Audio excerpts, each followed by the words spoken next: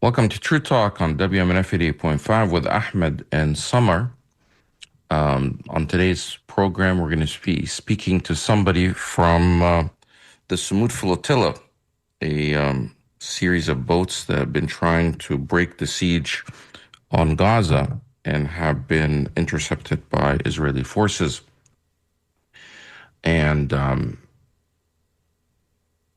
that will be a little bit later in the program. A lot is happening, obviously. The war in Iran, it's either on or off.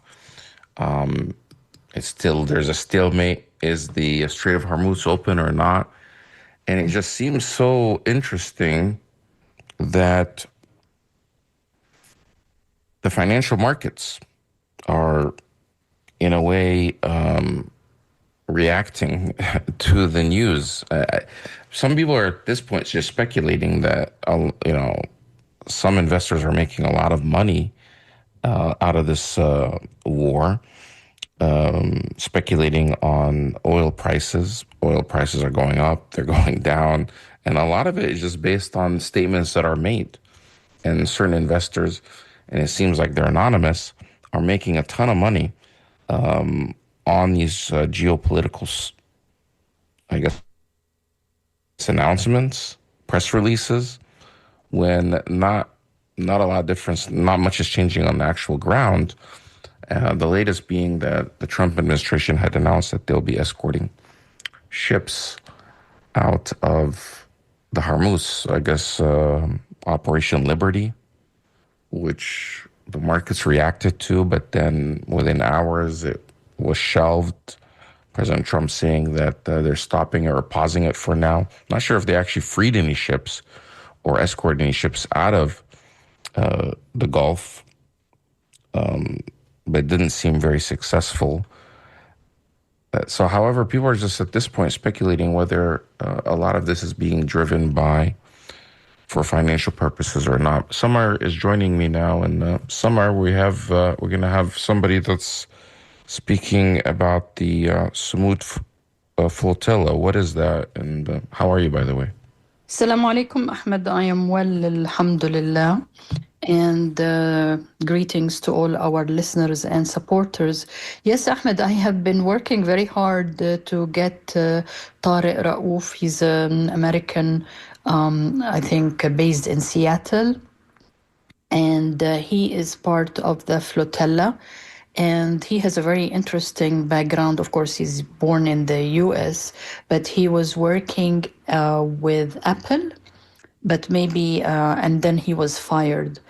Maybe we can ask him about it. So he is part of the global Sumud flotilla, which again, also Tariq is going to tell us about it. He's not in the US. He is somewhere, I think, in the Mediterranean. He will tell us.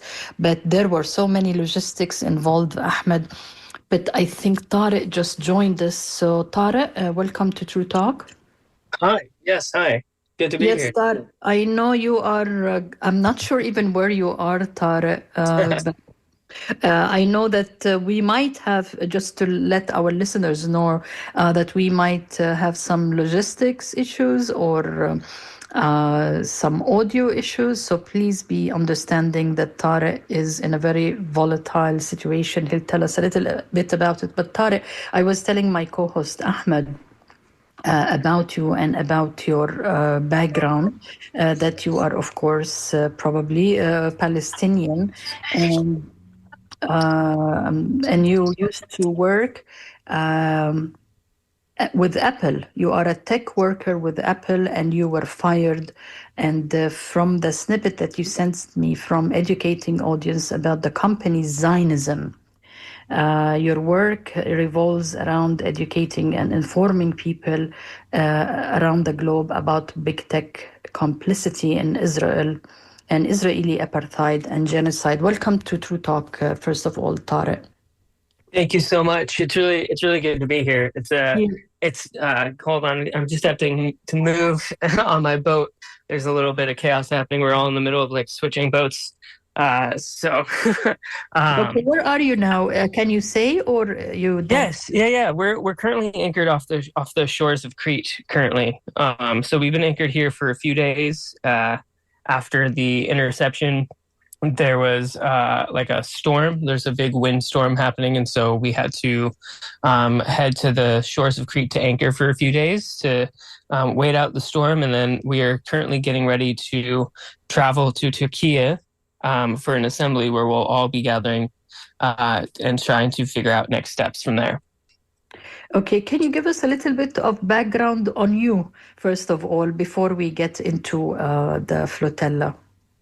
Yes, yeah. So I'm a writer and an activist.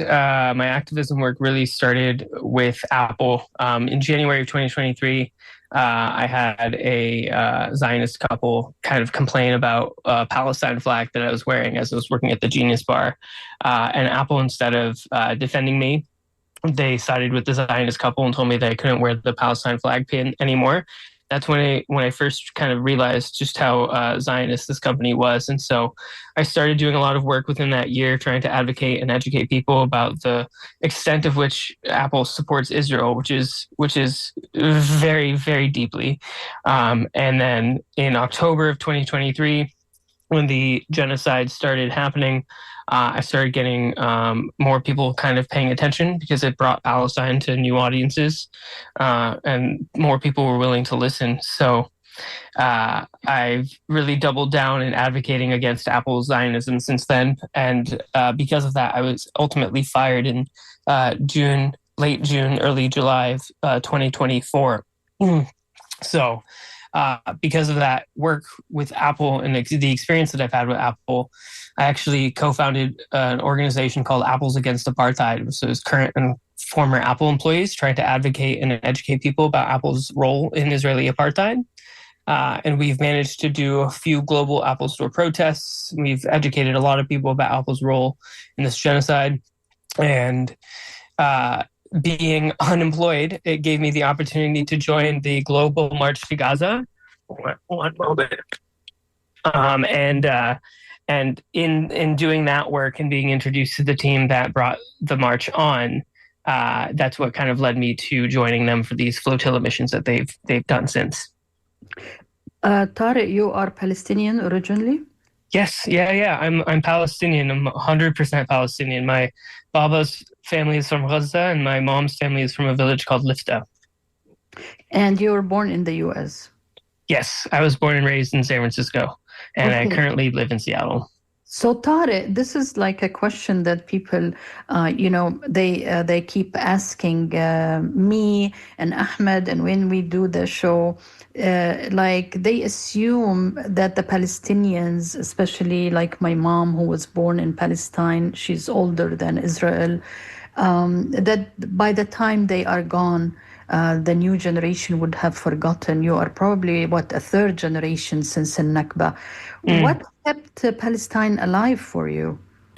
That's a very interesting question. Well, admittedly, Palestine wasn't very alive for me up until my late adulthood, not until about maybe 9 years ago or so. Growing up in America and being raised on American television and consuming all of the propaganda, it actually kind of made me not want to be a part of my Palestinian heritage for most of my life. So I grew up very whitewashed and very Americanized and kind of doing what all of these kids want to do, which is just kind of want to blend in and be with the crowd. And I think a lot of our parents' generation and many generations of Palestinians after the Nakba, a lot of people just kind of wanted to blend in. They didn't want to stick out because of how painful the Nakba experience was for them and their families. And so it kind of was like that for most of my life up until my grandma passed in 2019. And having been so Americanized for most of my life and separated myself from my family for so long, I went to the funeral in 2019, and I had recognized that this language barrier that was between me and my family felt so physical. And I asked myself, what am I doing? Why have I disconnected myself from Palestine for so long? So that's really when I started embracing it. And I embraced it slowly. I wore a Palestine flag pin. I became more proud of my identity and my name, but it really truly wasn't until the genocide that my activism really started coming out, because I realized how much family we had in Gaza, We've lost 49 family members over the last 2.5 years. And very early on in October, November of 2023, I had a cousin of mine who was posting about her experience. Her name is Tala. And I desperately asked my dad, I was like, you have to connect me with this cousin. I want to message her. I want to understand what she's going through. And we formed a very close friendship. We've become almost like siblings over the course of the genocide, where I really started to try and be there for her emotionally when she was going through such a hard time. And it's that experience that really brought to light how important it is for us to fight for Palestine, because I understand, I think, on a deeper level than many people, what it's like to be consumed by propaganda and to misunderstand the entire situation, and to have to kind of like fight your way out of it and truly learn what the Palestinian experience is like.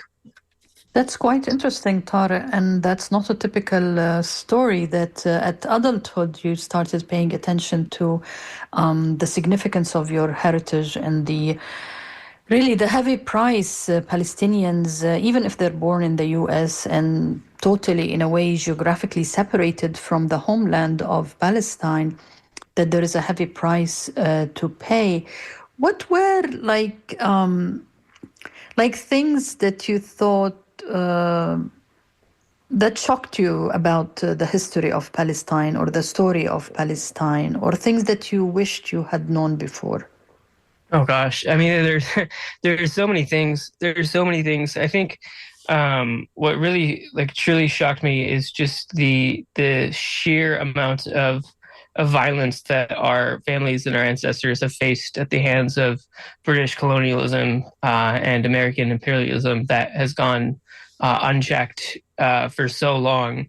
Because you hear these atrocious stories. Like, I remember the first time I heard about the massacre of Deir Yassin, which for those of those of you listening, was this really horrific massacre that happened not too far from Jerusalem, where the Israeli Zionist militias massacred mass amounts of populations within the village and forced them out of their homes. But not only that, they paraded the survivors of Deir Yassin throughout Jerusalem as a warning sign to those living in Jerusalem and to the rest of Palestine, saying, this will happen to you if you don't go. And that's what really made a lot of families flee their villages, and a lot of villages like flee their homelands. And it shocked me that such horror would go unseen and unnoticed for so long.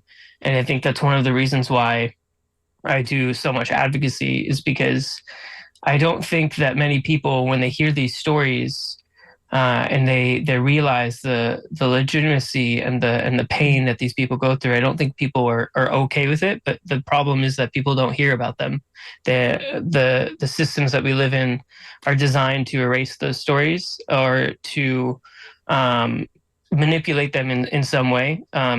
And so that's what I am really trying to do is, I also worked in entertainment journalism for about 10 years, focusing on TV and news. And TV and entertainment is a big passion of mine, because I understand it as a very powerful machine for change, because this is the platform that many people use to get introduced to topics that they had no idea about, like interracial marriage or queer representation. And I see the way that, films like The Voice of Hinderjab and Palestine 36 introduce the subject of Palestine to new audiences.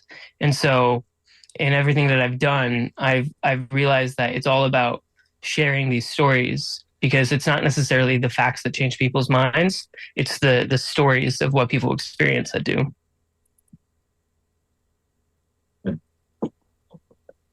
Ahmed? Samar, yes, and I was waiting for you to say, Ahmed, go. So now I'm going. So thanks for joining us. Tariq Raouf, born in San Francisco, resides in Seattle, and now you're off the coast of Crete, which is in the Mediterranean Sea. What is the Global Smooth Flotilla? How long has it been around? I know you don't speak for them, but,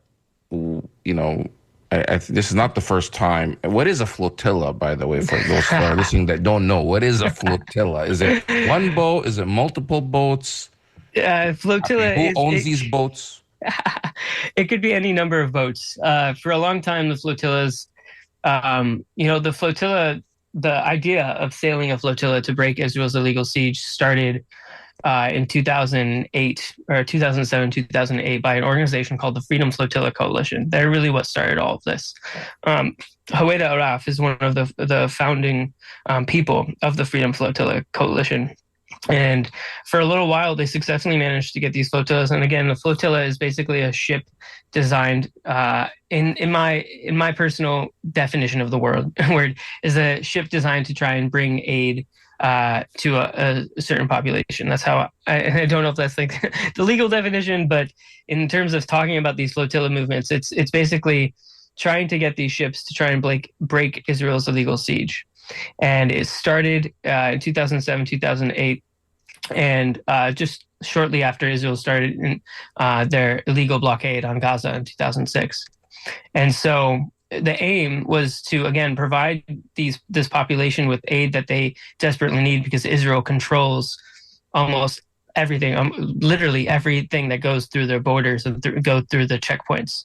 And so they're an attempt to help a civilian population. And the flotilla organization, Freedom Flotilla Coalition, has successfully managed to get a few flotillas, like a handful of flotillas, to break Israel's illegal siege. But then in 2010, there was a really devastating incident with a flotilla called the Mavi Marmara, where Israel actually bombed this flotilla and killed several people. Since 2010, there hasn't been a single flotilla that's managed to successfully bring humanitarian aid to the people of Gaza because Israel illegally intercepts them in international waters. And so one thing that's really critical to understand is everything that these flotillas are doing are legal under international law because the land and the sea are by law, by international law, supposed to be Palestinian land according to the UN. And so these activists and these organizers have every right to try and deliver aid into Gazan waters, to Gaza, to Palestine, to deliver the aid that Israel is not giving them. And so that's really how the flotilla organization started and how these flotillas became a thing. And the Global Samud Flotilla started, the first Global Samud Flotilla was in about September of last year.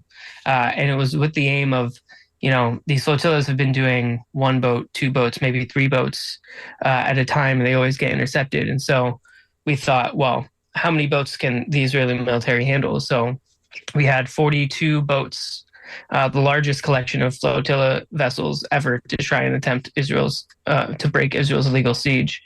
And we barely managed to, Israel barely managed to intercept all of the vessels because of the sheer amount of vessels that we had. And so after that mission, once we got all of our illegally kidnapped citizens back home, we said, well, okay, well, let's do it again, but let's double the amount of ships. So we had about 50 ships on this last flotilla that were heading their way to Crete from Italy. And that's when Israel actually has done an unprecedented move where they went so far out into international waters that they abducted our comrades just off the shores of Crete, which is over 600 miles away from Gaza, which is absolutely ridiculous considering that historically speaking, there is a point in the Mediterranean Sea when you arrive around 200 nautical miles near Gaza that's known unofficially as the interception zone or the orange zone. Mm-hmm. That's the point where every one of these boats kind of gets prepared and is ready to see Israel again do this illegal tactic. But we were 600 miles away from Gaza just last week. And Israel is proving to the world that they truly do not care about international law, just as they've been doing, since their existence. So I looked up what flotilla actually means. Flotilla says it's a fleet of small ships or boats. So it could be for any purpose. You guys are using it. It could even be for sailing or tourism, but you're using it for a cause to break this siege. It's been happening since 2010 or starting from 2008, 2010, there was this huge massacre. 10 people were killed on that fleet. And I think some of them, or at least one of them, was an American citizen. And efforts have been made. So this is the largest fleet that's gone. How many people are actually altogether on this latest fleet, this flotilla that you're in that was intercepted most recently? We have hundreds of people with us right now. We have I believe we have over 180, 100, well, no, we have like over 200 participants currently on this current fleet. And we have more participants that want to join the flotilla ahead of us when we meet up with them in Turkey. So now, when you start from Italy, how long is the journey supposed to take? You start from Italy, you go to Crete, and then you try to get to Gaza? And how long is the whole journey? Yeah, well, the flotilla actually started in Barcelona. I hopped on in Italy. It was like the second leg. So we do these missions in legs.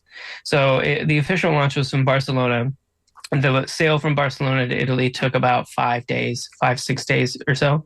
And then the trip from Italy to Crete also took about like 5 to 6 days.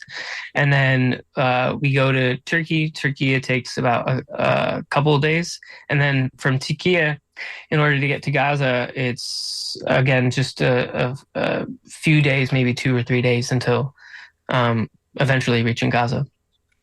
So you from Crete, you're supposed to go to Turkey, and then from there, which port do you go to in Turkey? I'm not sure if we can say the port out loud. Oh, okay. Publicly. So you go.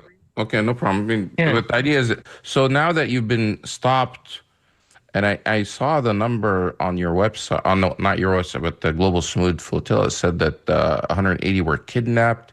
170 have been released, 35 are injured, and 2 are still detained. And I saw some of the images of the people that were injured.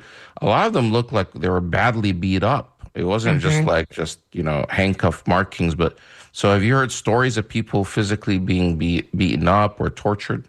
Yes. Yeah. I know one of my good friends, he got his nose broken by the IOF when he refused to separate himself, or the detainees refused to separate themselves from the 2 leaders of the flotillas, which are Saif Abu Keshek and Thiago Avila. And they wanted to separate the 2 from the crowd, and many of the people who were detained wanted to stand by their comrades and refused to do so. And in turn, they were beaten by the Israeli military on international waters. And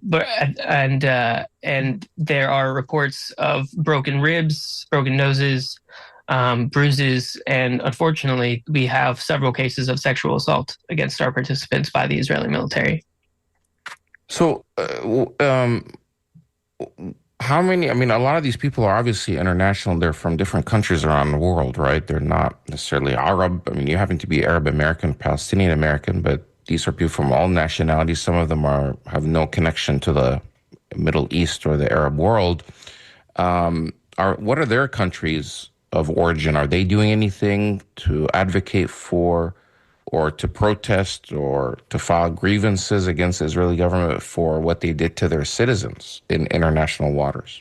You know, that's the most disturbing and disgusting thing of all this, is that not enough nations are doing what you're describing. They're not really standing by their citizens that have been harmed by the Israeli military illegally. I think Spain is one of the only countries, because Saif Abu Keshek has Spain and Swedish passports. Spain is one of the only countries that are advocating for the release and pushing for the release of Saif. And then also we're pushing for the release of the detainees when they were detained. And it goes to show, I think, the problem that we have in our society is that these nations are colluding with Israel to harm the civilians and to go after these civilians that are trying to help and end Israel's violence instead of ending Israel's violence. That's like the most disgusting part. You know, I read an Israeli media piece that said that Israel apparently had a situation room in a military base in Kiryat in 48, and they had over 20 nations that were collaborating with Israel on how to figure out how to stop the flotilla. And there are photos from that situation room, and we see people wearing uniforms that had the Italian crest on them, and the French crest on them. And it's absurd to me to see that these nations care more about upholding Israel's illegal tactics than they do helping civilians who want to literally end the violence. They've chosen their side so clearly and so loudly over the last few weeks, and that's, I think, one of the most disturbing things. It's not Israel's actions, but the way that the world continues to support them, even though they've committed a genocide over the last 2.5 years.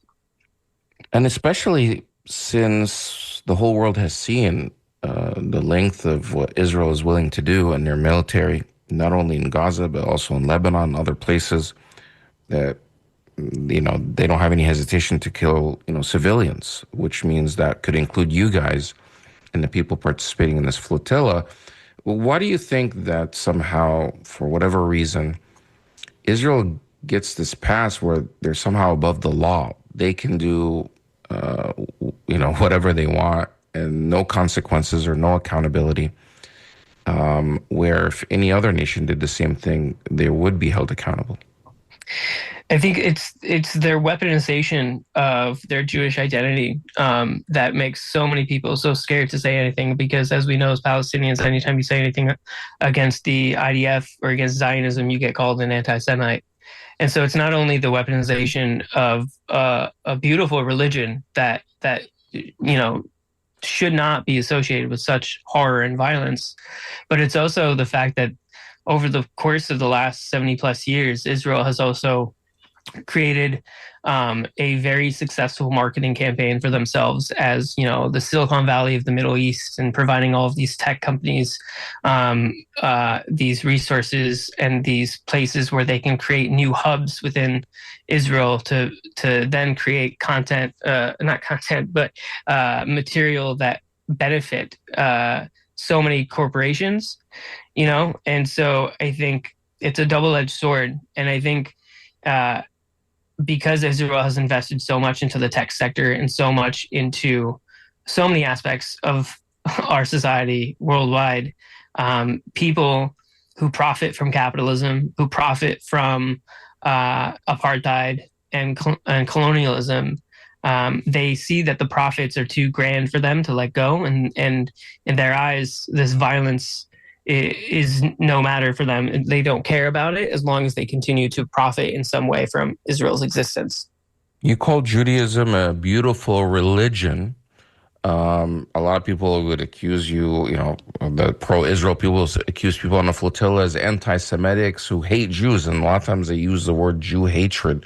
But you're describing Judaism as a beautiful religion. Why? I mean, it is.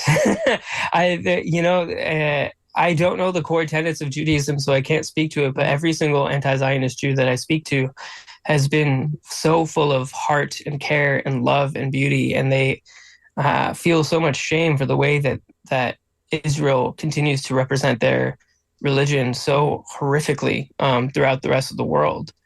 It's one of the three main religions that came out of this land, this holy land, Christianity, Islam, Judaism, at their corest of cores, all of these religions are about being kind to one another and treating each other with respect.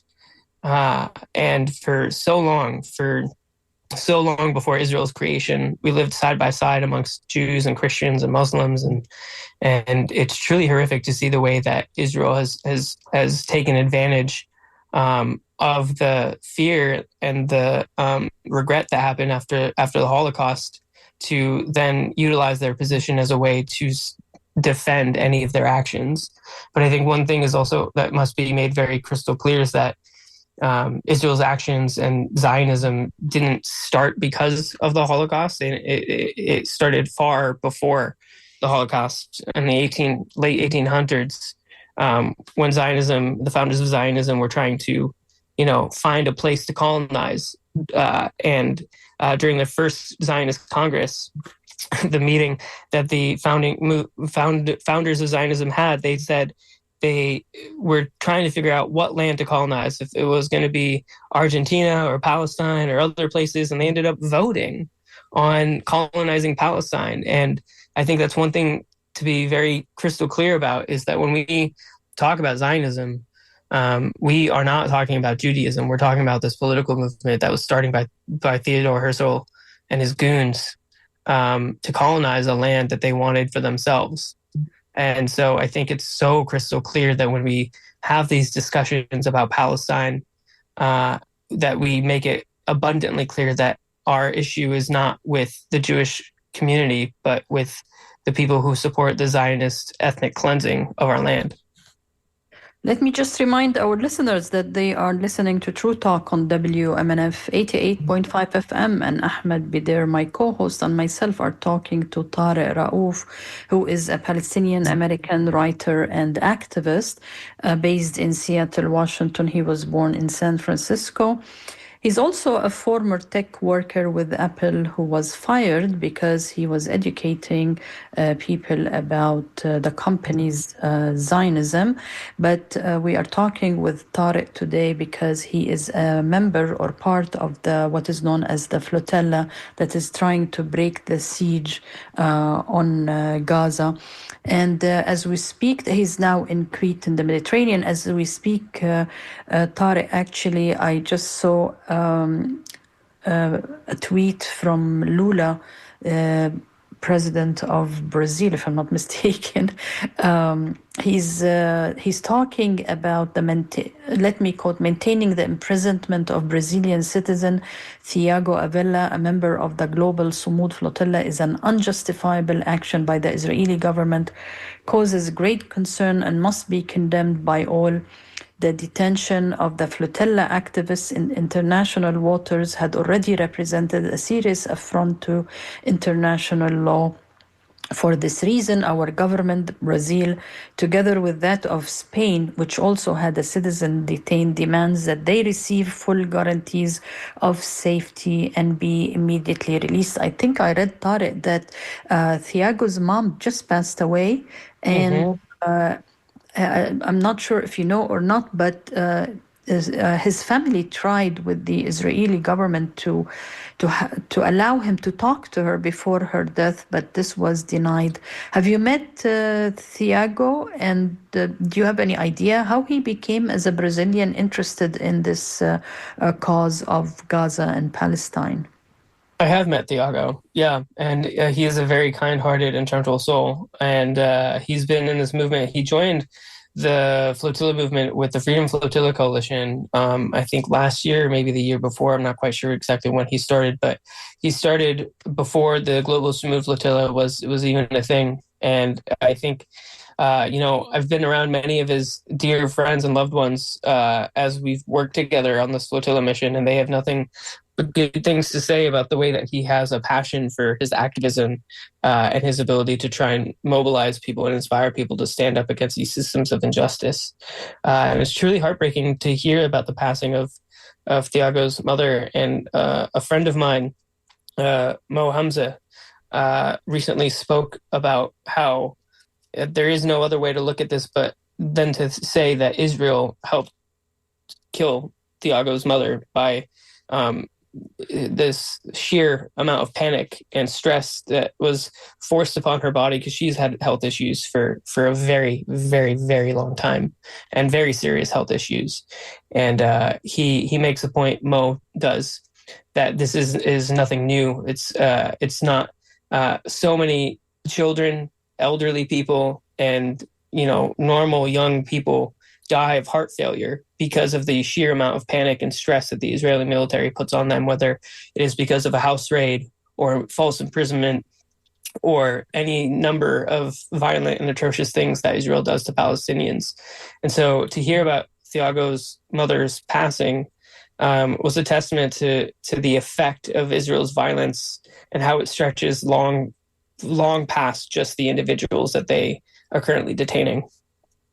Tarek, what do you carry in these flotillas? Because I think Israel tries to propagate, at least at the previous missions out to Gaza, that you guys or they carry weapons and supporters of Hamas, and that you all guys and the flotilla support terrorism. What do you carry in these flotillas, if you carry anything other than your own food and belongings? Oh, we carry aid. We carry aid in the form of flour and rice and diapers. And there's this one boat that was filled to the brim with children's backpacks filled with notebooks and toys, uh, baby formula, any number of items that we can use to try and help the population of Gaza when we, inshallah, hopefully arrive on the shores. That's what we carry, and it's actually a little hysterical considering that Israel's only attempt, only way of trying to fight us is by claiming that we are the terrorists. When, having worked with these individuals for months on end, these are the most kind-hearted, again, beautiful souls that I've ever had the pleasure to work with. And I think anyone who knows people within the Palestinian activist movement and the activist circles will experience firsthand just how caring these people are.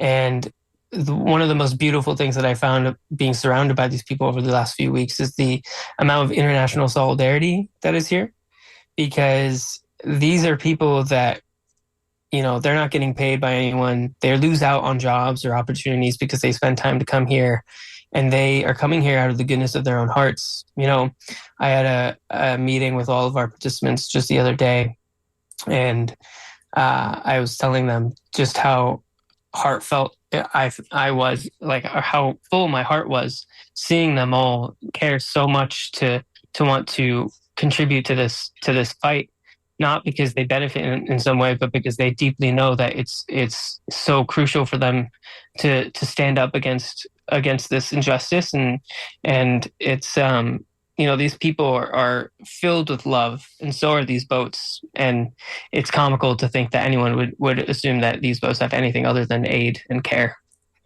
I noticed also, Tariq, I get notifications when the Freedom Flotilla account on X is live.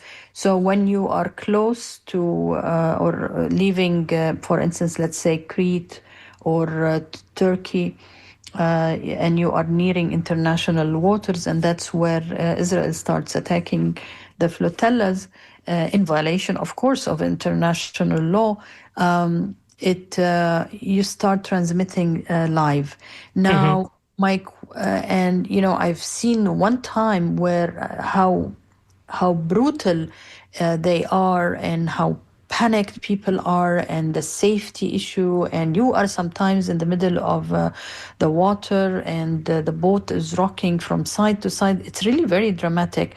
How is the media reacting to these live moments? Because if it was the other way around, we will be blasted all over CNN and NBC and ABC. If a Palestinian or an Arab or an Egyptian border or police raiding an Israeli boat, you will be all over the news. How is the media coverage, especially the Western one and especially the American one, of these moments? Because our media, they love drama.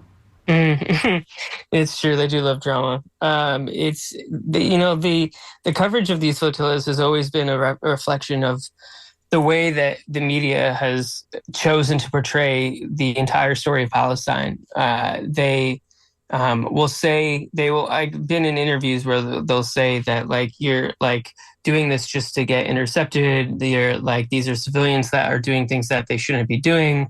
You should leave it up to the governments, especially because they mentioned so many times how Israel offers to bring this aid to them instead. They say, give us the aid, we'll give it to Gaza.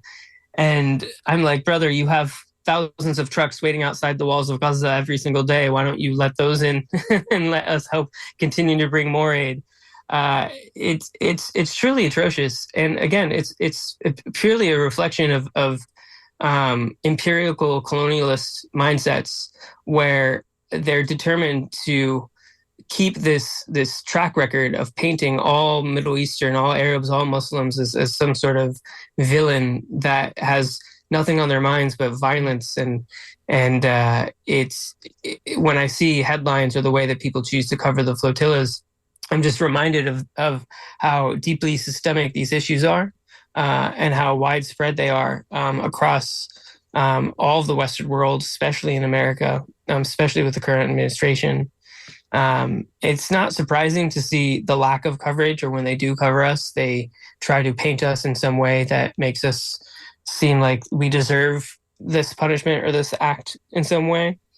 But I think that's also one of the reasons why we have to continue to move forward and continue to fight on these missions, is because as we've seen with the genocide over the last 2.5 years, there's only so much manipulation that you can do before you start to see the real villains for who they are. And I think the thing that has woken so many people up after October 7th is people have seen exactly how violent Israel is. And we have repeatedly shown the world that we are just a bunch of people on boats trying to bring aid to a starving population.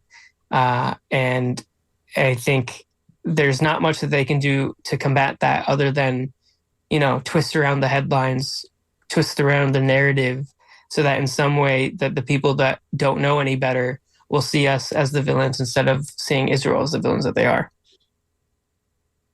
Harriet Raouf, he's on the flotilla and speaking to us, or part of the flotilla, switching boats. He's off the coast of Crete. He's from San Francisco, but resides in Seattle, American Palestinian. You're challenging one of the most powerful countries in the world, and one of the most ruthless and brutal, has killed more people, more children than any other country in recent times. In all these, I think there's some statistics that in all the conflicts around the world, including Russia and Ukraine, Israel has killed more children than the rest of the world combined since the genocide started in Gaza and continuing in Lebanon and other areas. So you're going up against a very powerful military. Is there a sense of fear, anxiety, worry? Are people scared on these? Hundreds of people, are they scared on these flotillas? Or were you scared? Well, I can't speak to the experience of all the people on these flotillas, but I can speak to the experience of myself and my comrades when we were so close to being intercepted just last week. And I will tell you, I had not a single ounce of fear in my heart. Well, how so?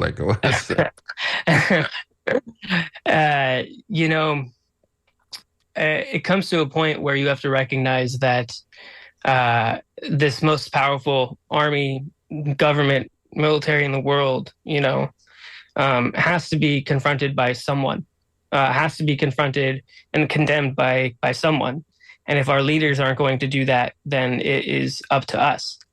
And as a Palestinian that's lost so much family members and that has only really just started to truly understand the depths of what it means to be Palestinian, I also understand within the core of my soul that this is our fight for our land, that we are right in this fight and we are just in this fight, and we are just in fighting back against these colonizers that wish to ethnically cleanse us.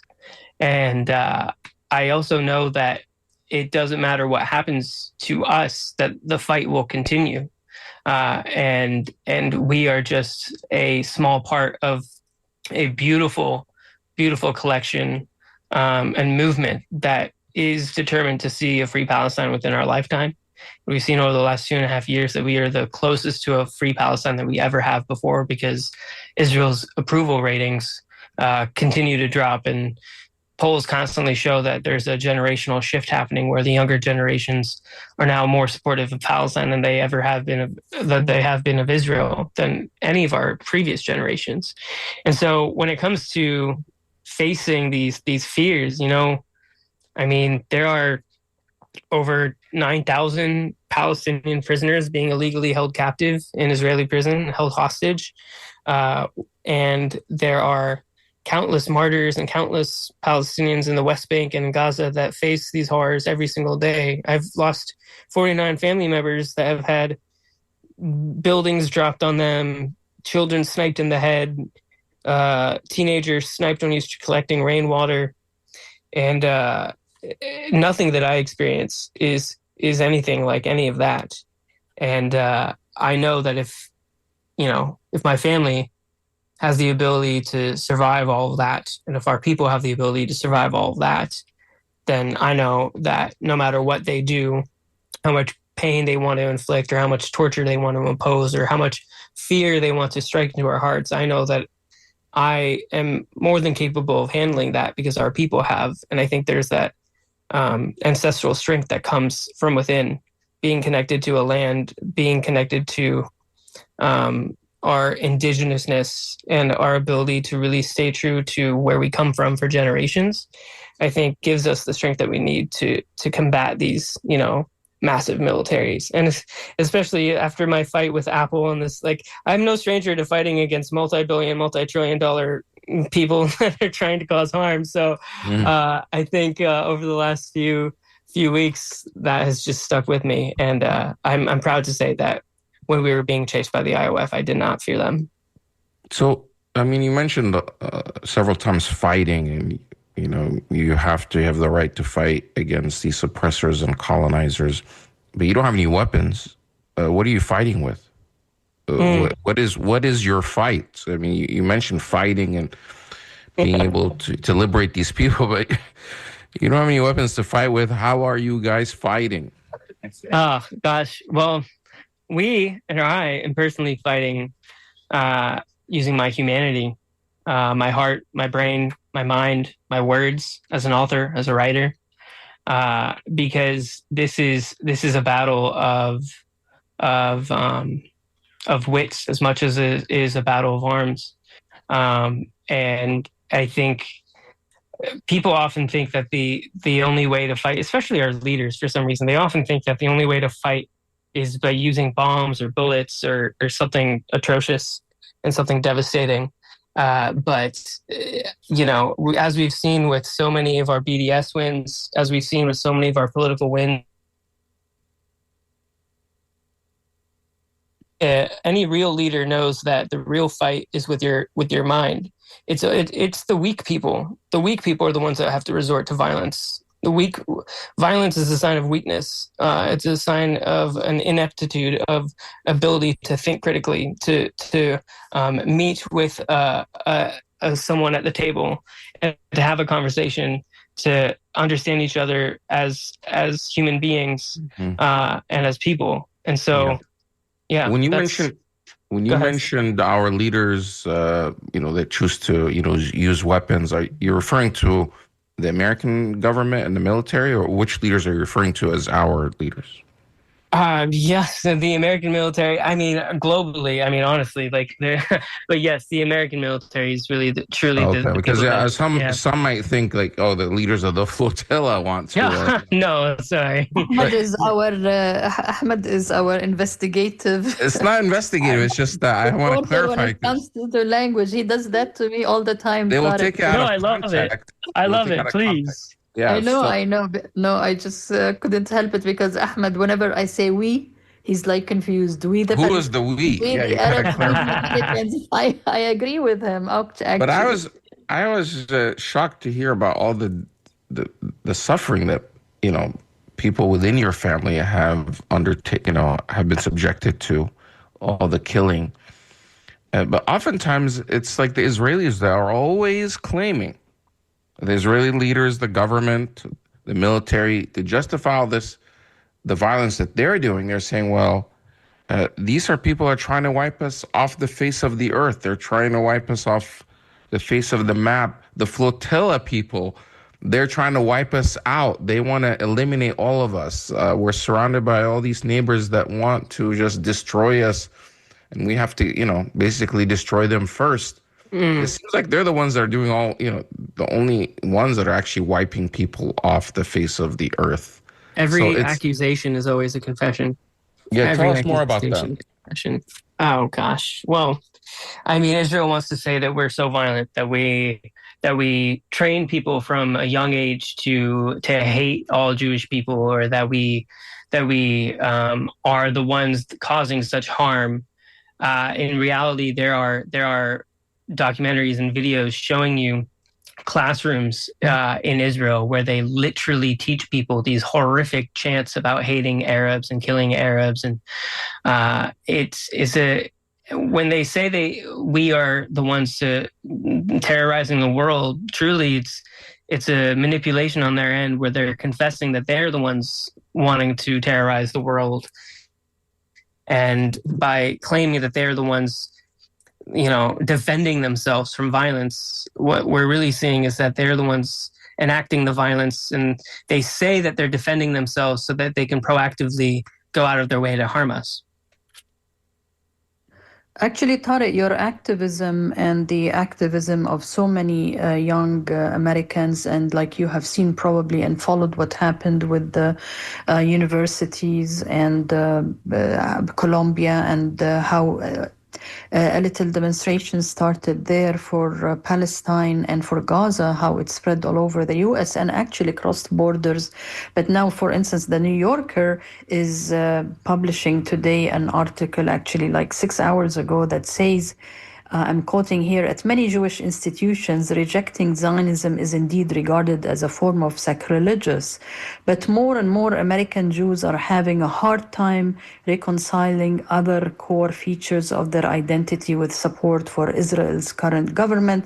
And we have seen how many polls showed that young Americans, not only in the Democratic Party, but also in the Republican Party, are not supporting Israel at all. We have congressmen and women who just 30 of them, I think, are trying to prevent sending weapons to Israel.